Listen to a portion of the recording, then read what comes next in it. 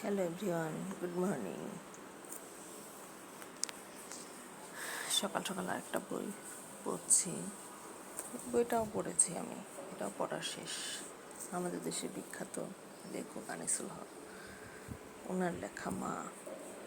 এই বইটা আসলে খুবই কষ্টের একটা বই। এই বইটা পড়লে অনেক কিছু বোঝা যায়। আজাদের মা, মানে বইয়ের মেন চরিত্র আজাদ আর আজাদের মা। আজাদ যখন মুক্তিযুদ্ধে যায়, তারপরে সে ধরা পড়ে পাকিস্তানি বাহিনীর হাতে।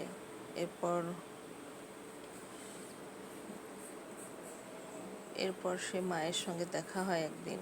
তো যাই হোক, মায়ের কাছে ভাত খেতে চাই। খুবই কষ্টের একটা বই, আপনারা পড়লে বুঝতে পারবেন। সবাই পড়বেন। বাই।